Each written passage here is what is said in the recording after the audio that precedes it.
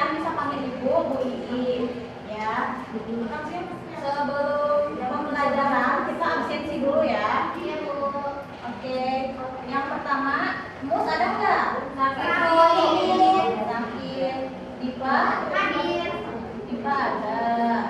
Terus Najmi? Hadir, Bu.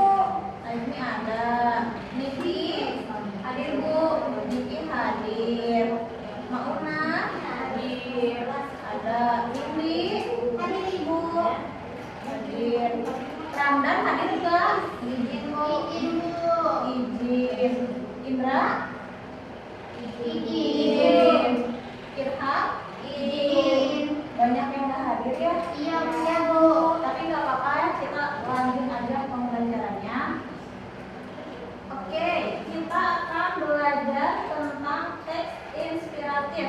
Sebelumnya ada yang pernah dengar teks inspiratif itu apa? Atau belum? Belum. Oke, jadi teks inspiratif adalah teks yang berisi kisah atau cerita, baik nyata maupun fiksi, yang bertujuan untuk memberikan motivasi, inspirasi, atau semangat kepada pembaca. Jadi teks inspirasi ini isinya tentang misalnya prestasi seseorang, orang yang terkenal misalnya, dan ini teks inspiratif ini ditulis ada yang secara fiksi ataupun nyata dari kisah nyata gitu ya. Teks inspiratif ini ditulis untuk memberikan motivasi, inspirasi, atau semangat yang membara kepada pembacanya ya. Jadi setelah membaca teks inspiratif ini kita tuh jadi termotivasi untuk sukses, misalnya seperti teks inspiratif yang telah dibaca gitu ya. Terus selanjutnya ada ciri-ciri teks inspiratif. Yang pertama bersifat naratif.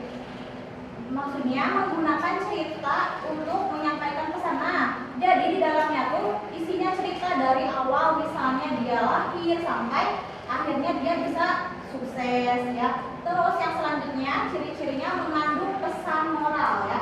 Teks inspirasi ini biasanya mengandung nilai-nilai positif yang bisa dipetik oleh pembaca. Biasanya ya banyak banget pesan moral yang disampaikan, misalnya disiplin, rajin, dan lain sebagainya.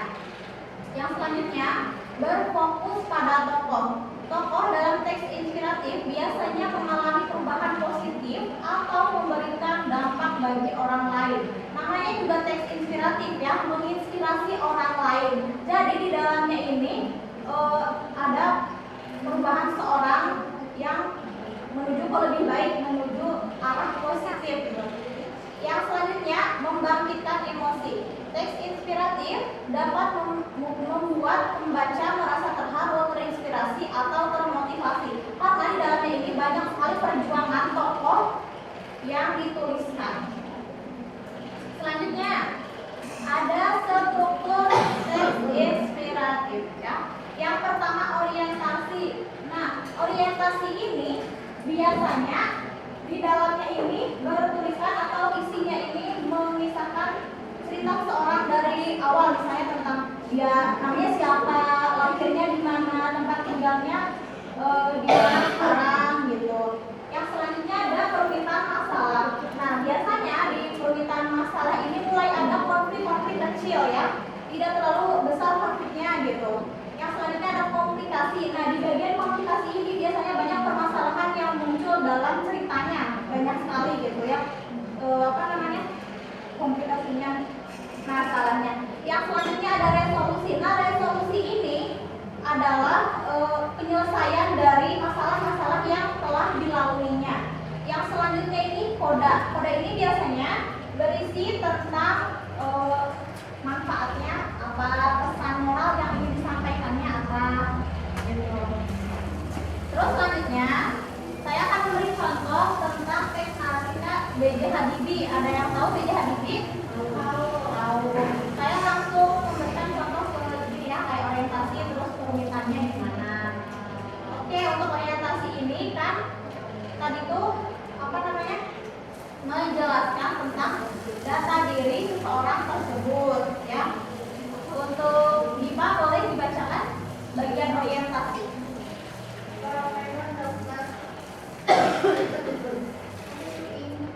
Haji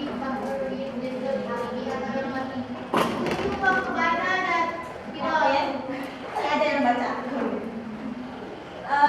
Ibn Habibie atau yang lebih dikenal dengan B.J. Habibie ya, lebih dikenali B.J. Habibie yang kalian tahu juga B.J. Habibie ya.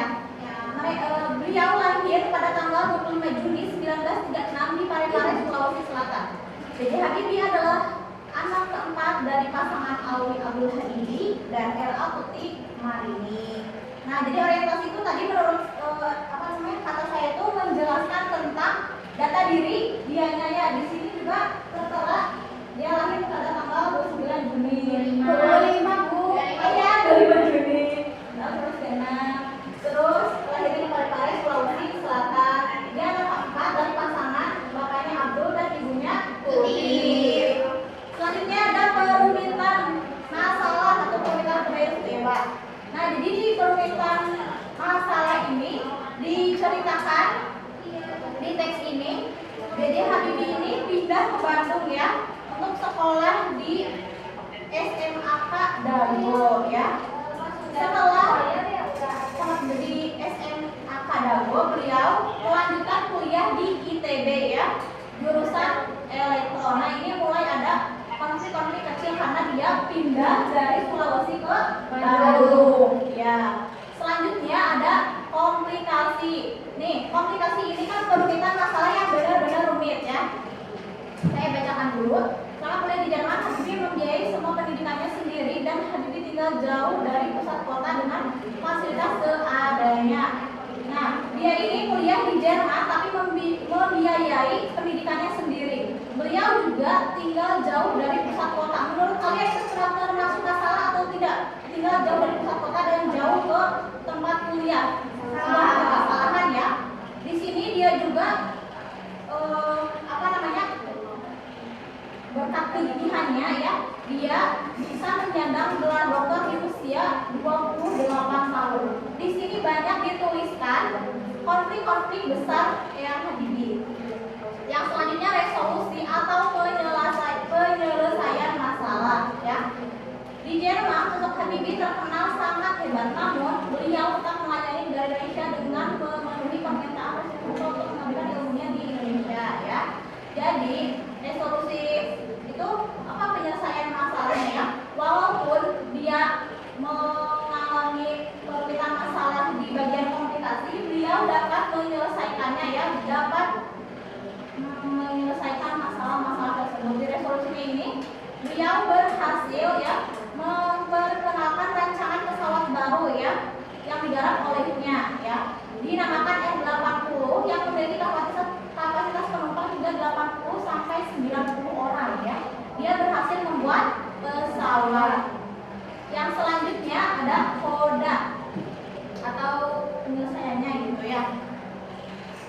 Jadi banyak sekali pesan moral atau keteladanan dari Eyang Habibie yang dapat kita teladani ya gitu.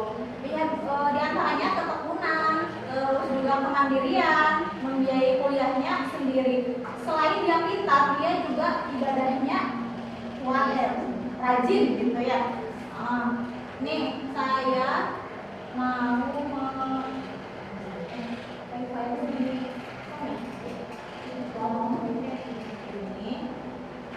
saya akan menampilkan foto yang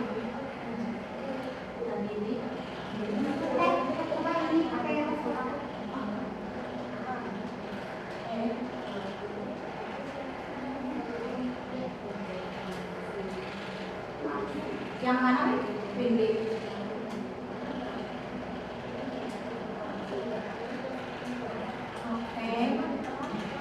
Oke, setelah tadi saya sedikit menjelaskan tentang teks inspiratif dan siapa yang saya ceritakan dalam teks ini? Iya, atau yang Habibie ya. Banyak sekali manfaat dari teks inspiratif B.J. Habibie ini. Yang bisa kalian dapat dari teks inspiratif yang Habibie ini apa aja? Boleh disebutkan. Keunggulannya beliau gitu. Kalian tuh mendapatkan apa dari teks inspiratif yang Habibie ini gitu, yang akan memotivasi kalian gitu. Kesetiaan kepada siapa? Kepada istri ya dong. Ya.